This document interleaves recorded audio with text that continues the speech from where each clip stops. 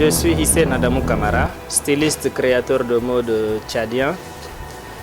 Nous travaillons en cette période pandémique sur les protections contre le coronavirus qui est en quelque sorte en ce moment notre combat pour bouter cette maladie hors du Tchad.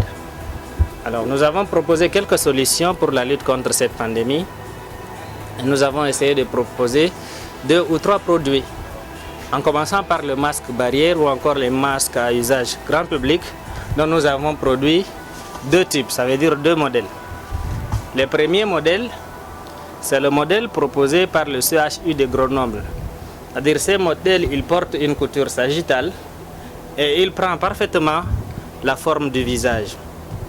Donc voilà à quoi il ressemble. C'est un masque qui à la fois protège et qui est également super stylé parce qu'il suit effectivement la morphologie du visage. Le deuxième modèle, c'est celui proposé par l'Association française de normalisation qui, en essayant de travailler sur le modèle approprié qui protège le mieux, ils ont proposé un modèle à pli creux. Alors, c'est un modèle rectangulaire, mais qui a un pli au milieu. Et voilà comment il se présente.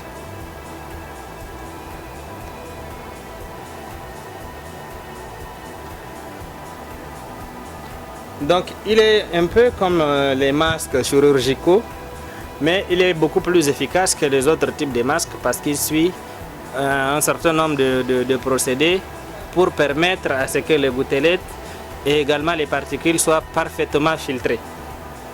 Alors nous utilisons des tissus en cotonnade généralement en 3 couches plus un filtre. C'est-à-dire les 3 couches, c'est des tissus en cotonnade qui sont entre 12 à 15 de grammage et qui permettent effectivement de pouvoir stopper les particules. Alors la différence entre les masques qui sont produits ça et là et les masques qui respectent un peu les normes de fabrication, la différence sont au niveau du filtrage. Quel type de tissu utiliser et quel résultat espérer. Donc nos masques, ils respectent un peu le choix du textile, également le choix du filtrage. Maintenant, après les 2 solutions qui sont à usage public, nous nous sommes rendus compte également que le corps médical s'est fait infecter. Après les quelques cas de contaminés en laboratoire, c'est les laborantins plutôt qui ont commencé par être infectés. Et nous avons dit qu'il faudrait également trouver des solutions à cela. C'est comme ça que nous nous sommes mis à faire des visières, des masques à écran qui permettent de protéger, de fermer complètement le visage. Et voilà comment ils se portent. Alors, ils permettent au corps soignant de fermer complètement les zones de contamination afin que le corps qui est en contact direct avec les malades soit un peu plus protégé.